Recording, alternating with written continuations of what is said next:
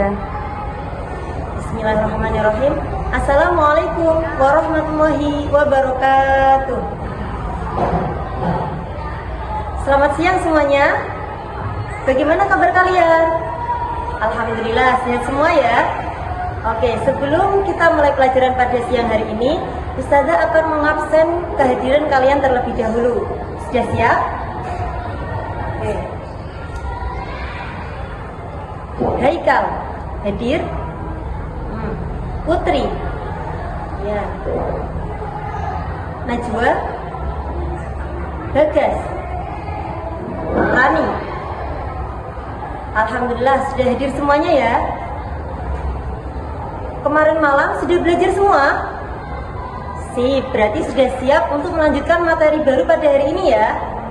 Oke, pada pertemuan sebelumnya ada yang masih ingat kita belajar tentang bab apa? Ya, Mbak Dewi coba. Ya, kemarin kita belajar tentang penciptaan dan tugas manusia sebagai khalifah di bumi. Terus ada yang masih ingat surat apa saja yang sudah kita pelajari? Ya, Mas Bagas coba disebutkan. Betul, kemarin kita belajar surat Al-Mu'minun ayat 12 sampai 14, surat An-Nahl ayat 78, dan juga surat Al-Baqarah ayat 30 sampai 32. Pada pertemuan kali ini kita akan belajar bab baru tentang hormat dan patuh kepada orang tua. Dan surat yang akan kita pelajari pada hari ini adalah surat Al-Isra ayat 23 sampai 24 dan surat Luqman ayat 80 sampai 82. Akan tetapi pada pertemuan kali ini kita akan belajar satu surat terlebih dahulu, yaitu surat Al-Isra ayat 23 dan sampai 24. Sekarang coba dilihat ke layar. Mari kita baca bersama-sama surat Al-Isra ayat 23 sampai 24. Sudah siap? Oke. Wahid, isnani, salasa. A'udzu billahi minasyaitonir rajim. Bismillahirrahmanirrahim. Wa qada rabbuka alla ta'budu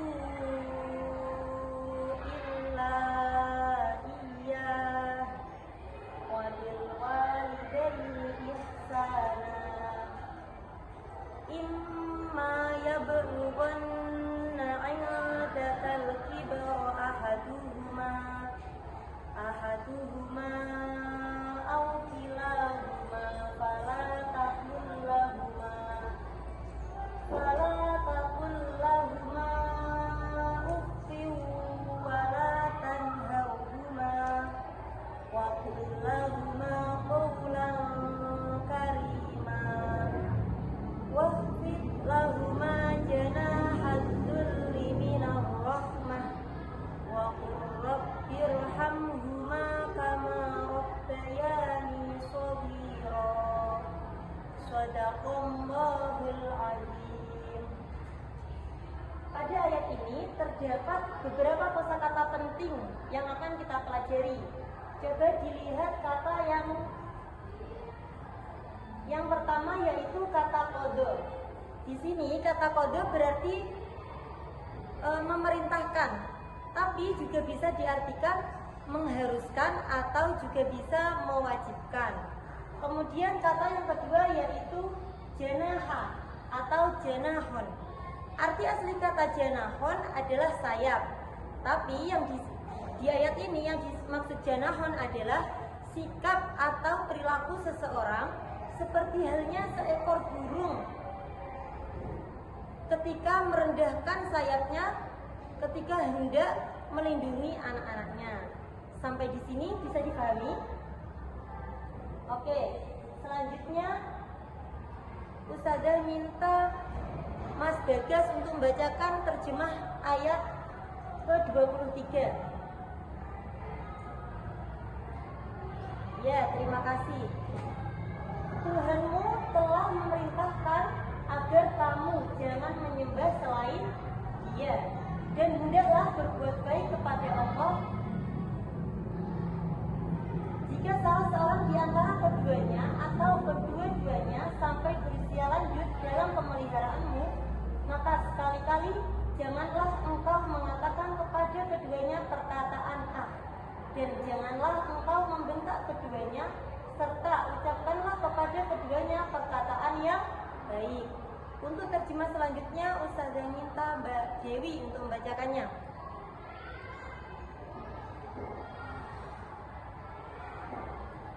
Ya, terima kasih Mbak Dewi. Dan rendahkanlah dirimu terhadap mereka berdua dengan penuh kesayangan, dan ucapkanlah, wahai Tuhanku, kasihilah mereka berdua sebagaimana mereka berdua telah mendidik aku waktu kecil.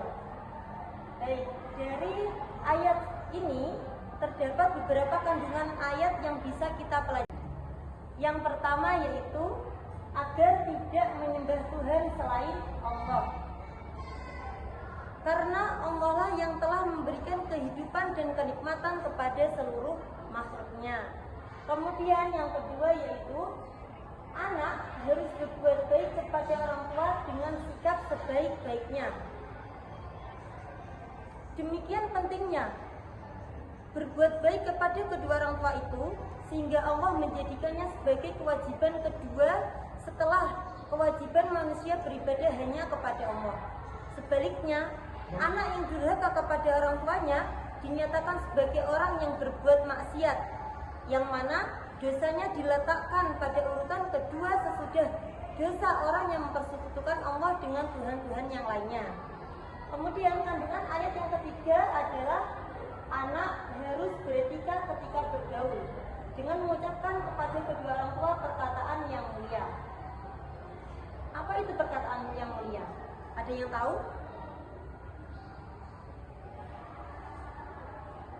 Ya, perkataan yang mulia adalah perkataan yang diucapkan dengan penuh khidmat dan hormat, yang menggambarkan tata adab yang sopan dan penghargaan yang penuh terhadap kedua orang tua. Kemudian kandungan ayat yang keempat, Allah memerintahkan kepada kaum muslimin agar merendahkan diri kepada kedua orang tua dengan penuh kasih sayang. Merendahkan diri dalam ayat ini ialah menaati apa yang mereka perintahkan selama perintah itu tidak bertentangan dengan ketentuan syariat. Dan kandungan ayat yang terakhir adalah Allah memerintahkan kepada kaum muslimin untuk mendoakan kedua orang tuanya agar diberi limpahan kasih sayang sebagai imbalan dari kasih sayang kedua ibu bapak yang telah mendidik mereka ketika masih kanak-kanak. Kemudian yang kedua adalah larangan terhadap kedua orang tua. Dari surat Al-Isra tersebut bisa kita simpulkan dua larangan terhadap kedua orang tua. Yang pertama, seorang anak tidak boleh mengucapkan kata "ah" kepada kedua orang tua hanya karena suatu sikap atau perbuatan mereka yang kurang disenangi. Akan tetapi dalam keadaan serupa itu, hendaklah anak-anaknya berbuat sabar. Dan larangan yang kedua adalah seorang anak tidak boleh menghardik atau membentak kedua orang tuanya, karena bisa jadi dengan bentakan itu bisa melukai perasaan kedua orang tua.